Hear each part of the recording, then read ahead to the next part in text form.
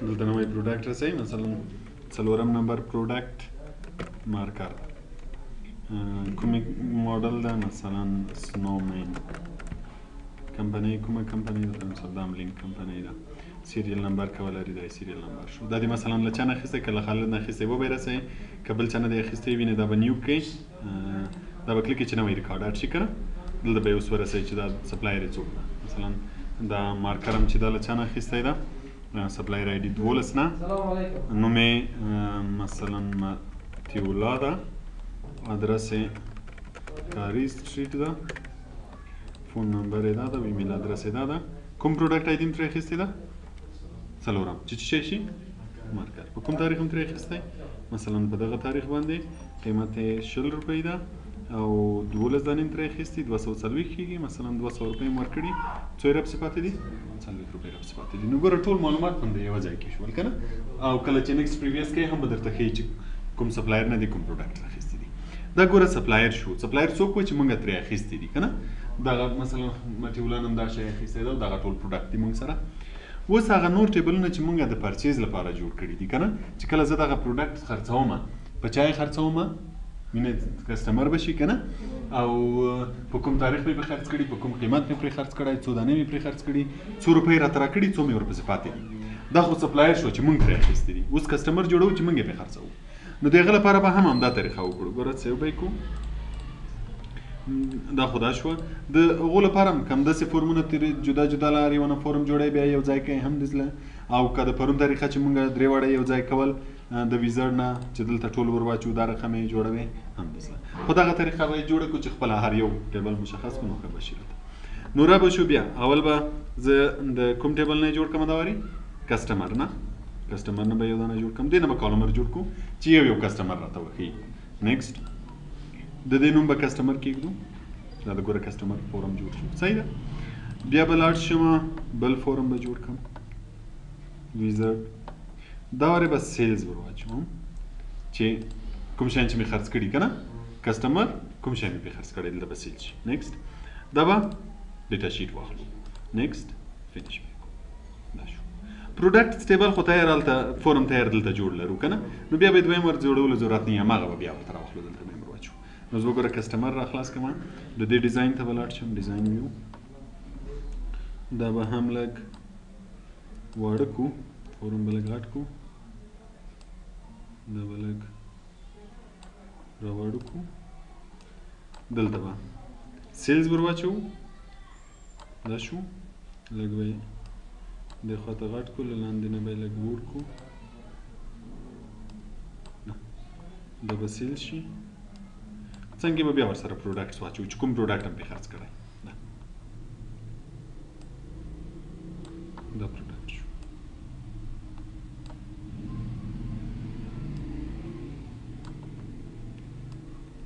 نور ډیزاین به بیا تاسې وکړئ. اوس ګوره ویو ته راشو، دا شی به هم کټ کړو. اوس ګوره موږ سره ټول بیا څو پروډکټ دي؟ همدا څلور پروډکټ دي که نه. پروډکټ نمبر 1 په چا هم خرڅ کړی ده؟ په بس پروډکټ نمبر 1 چې شی ده؟ قلم ده. په څو روپۍ مې ورکړی؟ 15 روپۍ، 15 دانې مې ورکړي چې 15 روپۍ شي. څو ورپسې پاتې دي؟ 50 یې راکړي دي او څو ورپسې پاتې دي؟ 15 ورپسې پاتې دي. لږ به یې ډیزاین کې لږ نور هم غټ کړو، ډیزاین کې به دا لږ نور هم غټ کړو چې هلته پورې راشي. وینې 15 شي. بل کسټمر هم څوک ده؟ بل کسټمر نشته. که چېرته وي دا اول و که نه، که وي اوس ګوره زه دا دویم کلیک کوم، دا ده کسټمر نمبر 2. کسټمر نمبر 2 مثلا څوک ده؟ فرض مثال زه وایم چې څوک ده؟ فیصل خان. ادرس یې د هم کاري سټریټ، ایمیل ادرس یې مثلا faisal@yahoo.com او دا یې فون نمبر. په ده مې کوم پروډکټ خرڅ کړی دلته یې لیکم. څو پروډکټ لرم؟ څلور. مثلا کوم یو مې پرې خرڅ کړی؟ فرض مثال دریم مې پرې خرڅ کړی که نه، دریم پنځل ده که نه. په کوم تاریخ؟ مثلا دلته وایم چې په دغه تاریخ مې پرې خرڅ کړی ده. پرایس یې په څو مې ورکړی؟ مثلا په 10 روپۍ مې ورکړی. او څو دانې مې ورکړي؟ څو روپۍ شوې؟ 300 څو یې راته راکړي 4 روپۍ پاتې شوي داسې به کسټمر نو یوه ټیبل کې هم سپلایر او پروډکټس دي بل کې هم کسټمر او پروډکټس دي پروډکټس دلته دلته رسوي که جدا فورم کې هم رسوي هم مثلا که زه یو نوی پروډکټ اخلم کیدای شي دلته هم راسن ورسوم کیدای شي په د نورو فورمو کې هم یا په هغه کې ورسوم سپلایر کې چې کله یې اخلم هم یا په پرچیز کې ورسوم دا زموږ فورمونه شول پوه شوئ تر دې ځایه پورې نور که چیرې اضافه هم ټیبلونه لري کیدای شي له هغوی نه هم جوړ کړي خو فعلا باندې جوړ اوس د پرنټ لپاره چې کله ته پرنټ اوس مثلا ته دا پرنټ چې ما کوم پروډکټس له کوم سپلایر نه اخیستي یعنې همدغه فورم پرنټوي که نه چې اوس مثلا خالد نه ما کوم شیان اخیستي دي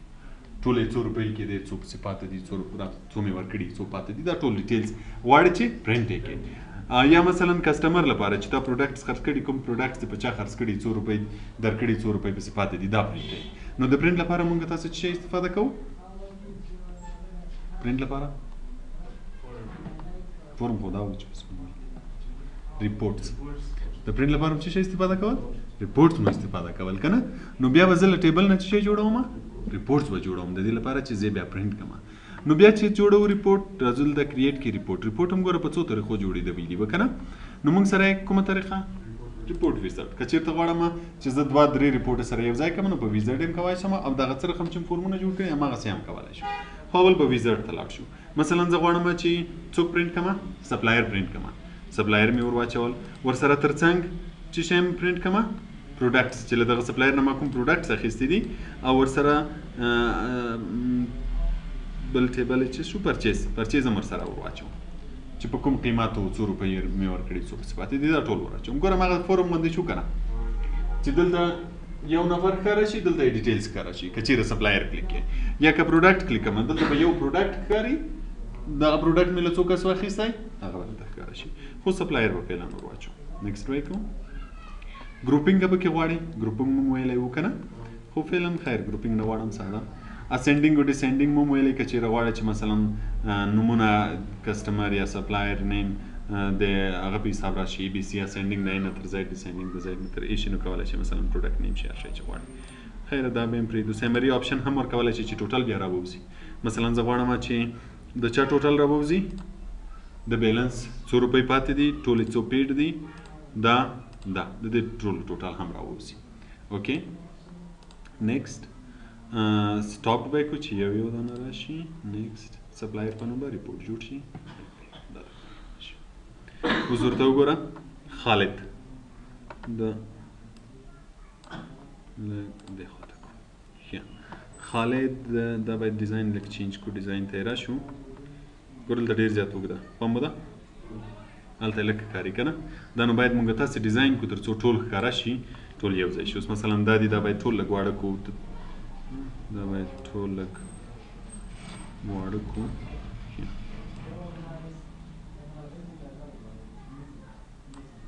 دا باید ټول فعلا ساینس ټو نو ریسټ کوم چې واړه شي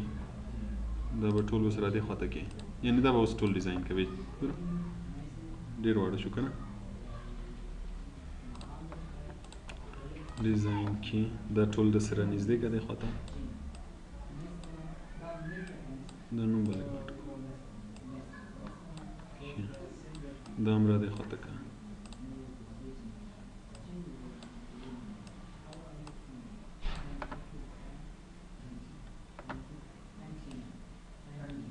پروډکټس شو دا دلته دي که نه دا ګوره د دې لاندې ده دا دواړه به دلته نږدې ورته راولو دا به دلته راولو دا به هم ټول را نږدې کړو د دې ځای شو دا به ټول را نږدې کړو ښه اوس یې وګوره تر کوم ځای راورسېده ګوره اوس ګوره خالد ادرس یې کمپنۍ فون نمبر یې ده فرا دی چی وقت است بس ایمیل ادرس یې ده کوم پروډکټ مې ترې اخیستی پروډکټ آی ډي 2 او پروډکټ آی ډي 1 پروډکټ آی ډي 2 کتاب ده او دا قلم ده اوس ګوره دلته د پروډکټ ډیټیلز شو وینئ دلته به پیسې شي په کوم تاریخ هم ترې اخیستی په 2 روپۍ باندې 2 دانې 2 روپۍ ټولې شوې څو مو ورکړي څو پاتې دي دلته به لاندې ډیټیلز هم وي ګوره لاندې به تر چې دغه ډیزاین ته بیا راشو دلته به دغه ډیټیلز هم سم کو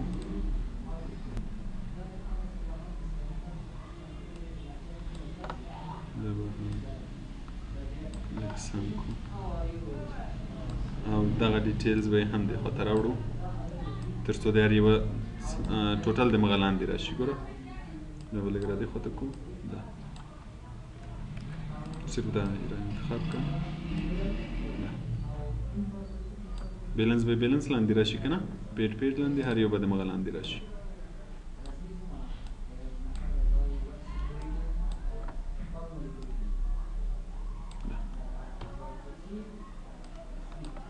اوس وګوره په ریپورټ ویو کې پرنټ ویو کې مه ګوره په دې خاطر چې پرنټ یې په یوه صفحه کې پرنټېږي ټوټل نه ځایږي که نه اوس به یې دلته ریپورټ ویو وګورو بیا به یې پرنټ لپاره جدا سیټینګ وکړئ چې ټول پرنټ شي اوس وګوره دلته به یې ټوټل هم یې ورسره ټوټل د څو دانې اخیستې دي 15 دانې له چا نه له خالد نه که نه دوه پروډکټ مې اخیستې هم مې قلم ترې اخیستې هم کتابونه چې قلمونه مې 10 دانې اخیستې کتابونه مې څو 15 دانې ټوټل څو کېږي 15 د دې هغه څومره ځای د 200 وي د دې 50 چې ټولې 250 شي په دې کې مې 180 ورکړي په دې کې مې 100 ورکړي یعنې ټول څو ورکړي 200 ورکړي څو یې راپسې پاتې دي 50 روپۍ راپسې پاتې دي دا مینه یو شو که نه لاندې بیا د چا ده لاندې بیا له فرهاد نه کوم شی اخیستی ده کتاب اخیستی دا به بیا ګوره د فرهاد ډیټیلز شي چې 15 دانې هم ترې اخیست 15 روپۍ هم ترې اخیستی 20 دانې هم ترې اخیستی 100 روپۍ کېدی 40 ته ورکړي 80 ته پاتې دي دغسې به د ټولو ډیټیلز راشي ګوره دا یې ریپورټ شو نو چې کله پرنټوو بیا به دغه شی پرنټوو نو اوس به ریکارډ چېرته نوی ریکارډ چې اچوو که نه دا به زه سیف کړم نوی ریکارډ چې اچوو مثلا که سپلایر وي دلته به یې اچوو که کسټمر وي کسټمر کې به یې اچوو ریکارډ به خپله ټیبل ته ځي او خپله به ریپورټ ته هم راځي نو که پرنټول دا به استفاده کوو که نه لیکو به یې دلته نو زموږ ټول حساب کتاب به هم دلته راسره موجود وي که نه نو دغه شي ته بیا څه شی ویل کېږي ډیټابیس ویل کېږي پوه شوې ته دې ځای پورې نن هم څه شی وویلې فورم جوړول مو ټول وویلې چې کسټمر مو جوړ کړ سپلایر پروډکټ ټول مو جوړ کړ او ترڅنګ مو ورسره ریپورټ ویلې چې ریپورټ مو جوړ شي نور کار به بیا سبا ته له خیره سره کوو صحیح ده